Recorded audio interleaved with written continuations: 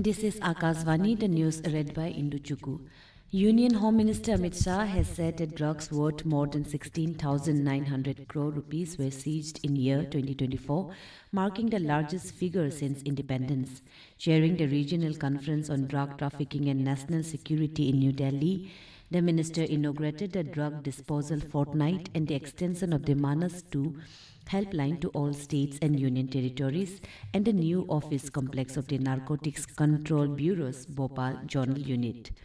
The drug disposal fortnight drive began today and will continue till 25th of this month.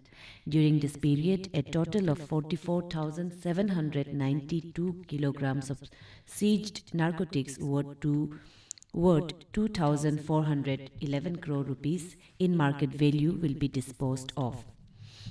Prime Minister Narendra Modi has said that the Viksit Bharat Young Leaders Dialogue is a unique initiative to involve the country's youth in the nation's development journey.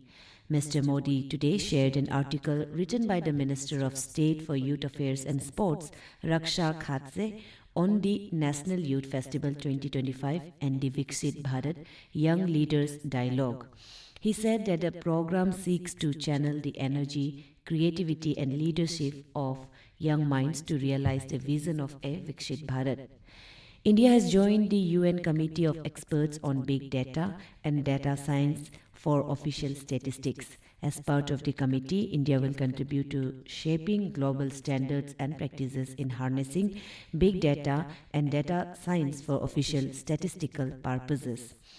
In a statement, the Ministry of Statistics said that India's inclusion in the Committee of Experts represents a significant leap forward for the country's statistical ecosystem.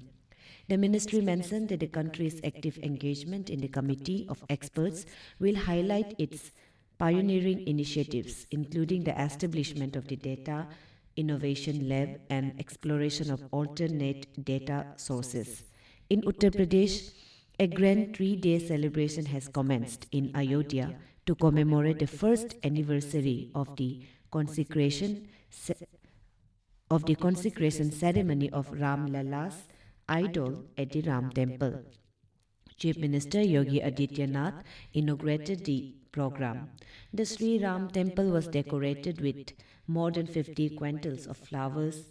Ram Lalla was anointed with Pancham Amrit and water from Saryu, and 56 dishes were offered as prasad and Maha Aarti were performed. Prime Minister Narendra Modi has greeted the countrymen on the occasion.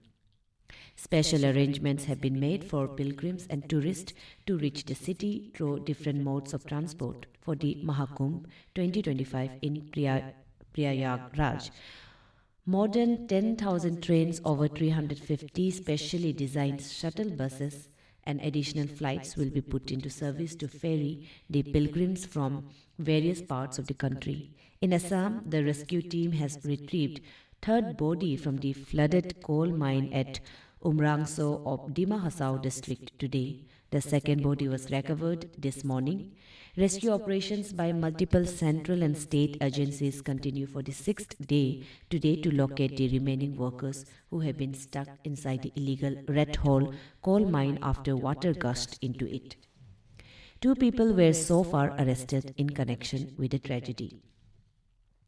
A 10-month-old child was detected with human metapneumovirus in Assam yesterday. The child is undergoing treatment at Assam Medical College and Hospital in Dibrugarh and is stable now. AMCH Superintendent Dr. D. Buya said the child was admitted to the state-run hospital with cold-related symptoms 4 days ago, and during routine test, the virus was detected. He further said it is a common virus and is nothing to worry about. The Union Minister of State for Science and Technology, Dr. Jitendra Singh, has announced the establishment of a regional meteorological center at Jammu. Dr. Singh was addressing a landmark event stakeholders workshop on weather and climate services on the eve of IMD's 150th anniversary yesterday. With the ongoing dense fog conditions, West India is expected to witness light rainfall accompanied by thunderstorm for the next 2 days. The meteorological department has forecast the possibility of rain and snowfall in parts of northwest India until tomorrow under the influence of a western disturbance. That's all in this news bulletin. Namaskar.